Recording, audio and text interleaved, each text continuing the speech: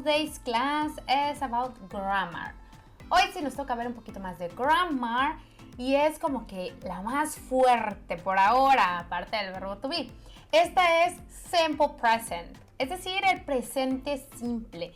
Por eso en la clase anterior vimos verbos porque es como que lo primordial que necesitamos para poder arrancar con esta grammar, alright?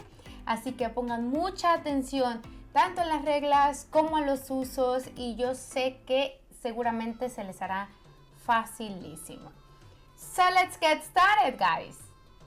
Primero vamos a ver cuándo vamos a usar el presente simple, ¿ok?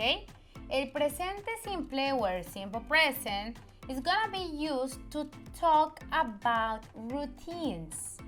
Cuando vayamos a hablar de rutinas, vamos a usar el presente simple. ¿Qué rutinas? O sea, lo que usualmente hacemos todos los días o casi todos los días, ¿ok?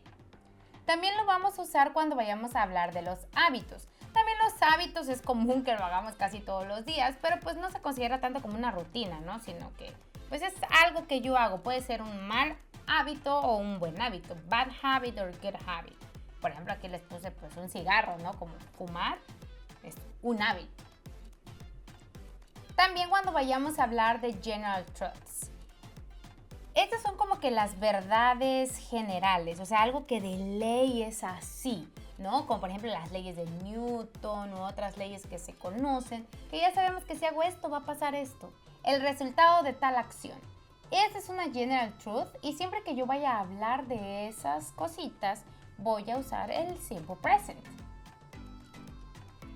También cuando vaya a hablar de scheduled events. Scheduled events, como que ya eventos o cosas, momentos que ya están como que agendados, que van a pasar a tal hora. Cuando voy a hablar de eso, también voy a usar el presente simple. Es importante que identifiquemos estos 4 momentos en los que usamos el presente simple, porque son como que nuestra clave para ir identificando cuál es el tiempo que voy a usar. Obviamente ustedes tal vez al principio sí sean como que, uy, ahorita voy a hablar de mi rutina, entonces es presente simple. Sí, pero ya con el tiempo solito el cerebro lo va identificando, ¿no? Pero para empezar sí es bien importante que sepamos para qué nos va a servir este simple present. Ahora sí, sin más, comencemos con las oraciones afirmativas. La estructura de una oración afirmativa es, como ya lo habíamos visto con el verbo to be, primero voy a poner mi sujeto, después voy a poner mi verbo y mi complemento, ¿ok? En el caso de que pues sea necesario. Anteriormente pues vimos ejemplos, ¿no? Obviamente con el verbo to be y pues el verbo que usábamos era el to be. En este caso vamos a usar todos los demás verbos que existen menos el to be, ¿ok? En la clase pasada vimos 10 verbos y esos 10 verbos todavía los vimos con 4 palabritas aproximadamente cada uno con los que se pueden complementar. Entonces, si a ustedes les quedó súper clara la clase anterior y tienen bien aprendidito el vocabulario, prácticamente ya tendrían el 90% de su oración porque ya tendrían el verbo y el complemento. Solo les haría falta agregar el sujeto. Así que ya estamos del otro lado. Pero recuerden, cuando hablamos de simple present, el presente simple, hablamos de usar todos los verbos que existen, obviamente uno por uno por aquí en las oraciones, pero no el verbo to be. Aquí en este momento quiero que me dejen tantito atrás el verbo to be porque no lo van a ver en esta clase, ¿ok? Por eso al principio siempre les pongo en qué momentos usamos los temas, para que recuerden. Aquí en lo que les mostré, en ningún momento de esos usamos el verbo to be. ¿Alright? Veamos el primer ejemplo, pues mi sujeto, yo les pongo I, el verbo, yo quiero poner love y mi complemento cartoons. I love cartoons. Yo amo los cartoons, las caricaturas. ¿Ok? Lo que hace tal vez complicado para algunas personas este tiempo gramatical, que es el presente simple, es que con she, he and it, que son nuestras personitas especiales, son nuestras personitas en singular, vamos a tener una pequeña modificación en el verbo.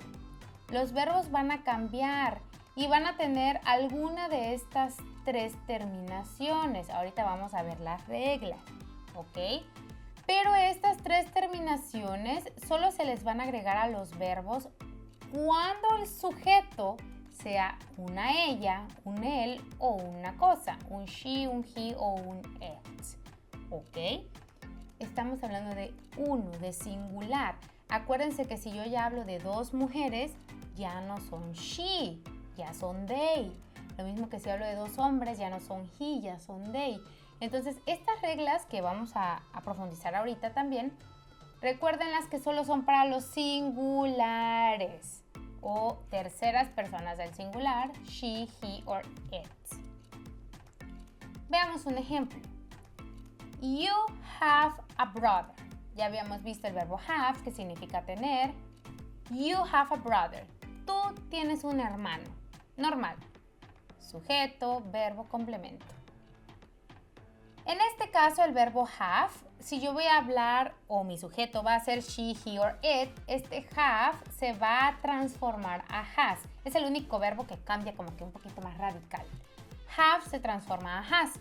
Entonces, si yo voy a decir Sam tiene un hermano, Sam es un he, entonces digo Sam has a brother.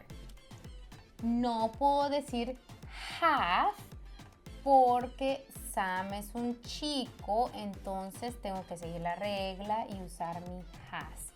Sam has a brother. Como les decía, este have es el único que como que cambia radicalmente. Michael and John watch TV every day. Watch TV, mirar televisión. Michael and John. Michael y John, ellos dos, miran televisión. Michael and John watch TV every day. En este caso, el verbo watch, como termina con CH, voy a agregarle ES. A todos los verbos que terminen con CH, SH, con O con X, si voy a hablar de una she, de un he o de un it, voy a agregarle ES al verbo. Como por ejemplo, si solo voy a decir que Michael ve televisión todos los días, Michael watches TV every day. Si ven nuevamente el ejemplo acá arriba, estoy hablando de Michael y John. Por eso mi verbo quedó normalito, watch. Pero acá abajo solo estoy hablando de Michael, por eso a mi verbo watch le agregué ES. ¿Ok? Recuerden, la regla solo es para she, he, it, para los singulares. Y tienen que fijarse en qué letra termina el verbo para saber qué terminación le van a poner. Aquí tenemos otro. We study Russian in the afternoon. We, nosotros. We study Russian in the afternoon. Entonces, mi verbo igualito no cambia porque estoy hablando de we. Cuando mi verbo termina con Y y antes de la Y hay una consonante, esta Y se va a convertir a I latina y voy a agregar ES. Entonces, si solo voy a hablar de Mary, solo voy a decir que Mary estudia ruso, Mary studies Russian in the afternoon. Aquí el verbo quedó igualito porque estoy hablando de we, de nosotros, de varios. Pero aquí como solo estoy hablando de Mary, por eso le agregué ES. En este caso IES porque el verbo original tenía Y y una consonante al lado. Entonces, Mary studies Russian in the afternoon. I cook very well. Yo cocino muy bien. I cook very well. Como saben, me gusta iniciar como que de lo más difícil a lo más complicado. Vimos primero SH, CH, X, O, les agregamos ES. Si termina con Y, ya le veo la Y y una consonante, agrego I latina, ES. Si mi verbo termina con cualquier otra letra que no siga ninguna de las reglas anteriores, solo le voy a agregar S. Pero recuerden, solo le voy a agregar S si solo estoy hablando de una personita, she, he or it.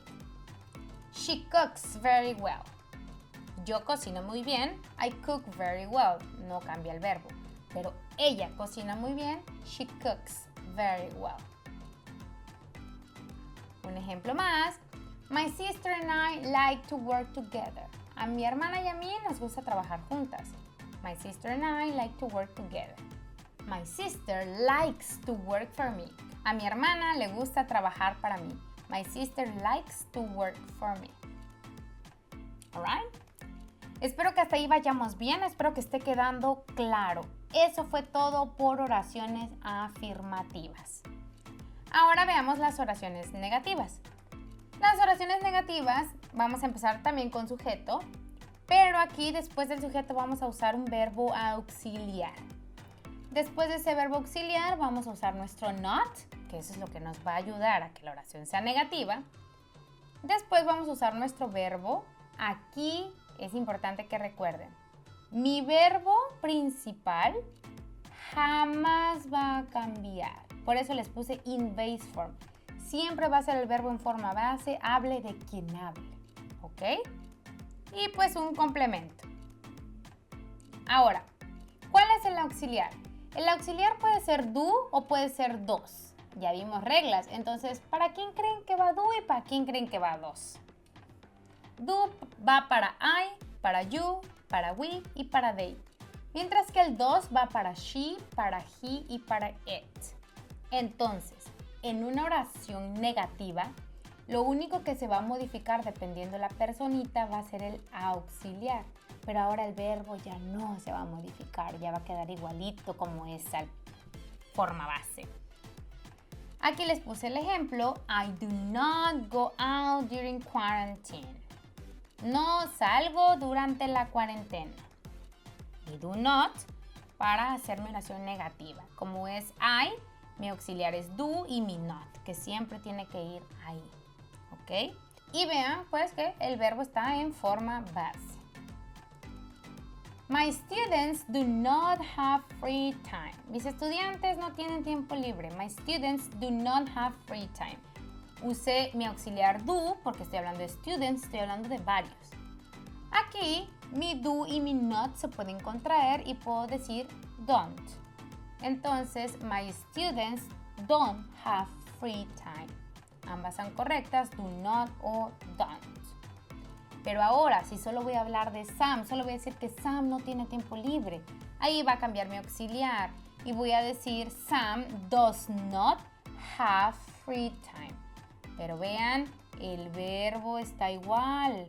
Have, no lo cambié, porque lo que cambié fue mi auxiliar. En vez de do, usé does, porque estoy hablando de he, de Sam. Sam does not have free time. Y también puedo contraer el does con el not y decir doesn't. Sam doesn't have free time. I don't take a class at 8. No tomo clases a las 8. I don't take a class at 8. The class doesn't start at 8. La clase no empieza a las 8. The class sería un equivalente a it. Por eso es que aquí tuve que usar doesn't. Pero note nuevamente el verbo no cambió. Doesn't start at 8. And finally, we don't smoke. No fumamos. Nosotros no fumamos. We don't smoke. Pero quiero decir, él no fuma. He doesn't smoke. He doesn't smoke. Alright? Recuerden siempre las reglas. No olviden usar su auxiliar cuando usamos oraciones negativas. Y recuerden que cuando usamos el auxiliar, el verbo ya no cambia. Espero que haya quedado claro en verdad. Si tienen por ahí alguna duda, déjenmela en comentarios y responderé a la brevedad posible. Acuérdense que es bien importante que recordemos las reglas, que no confundamos palabras y que también identifiquemos los usos, ¿ok?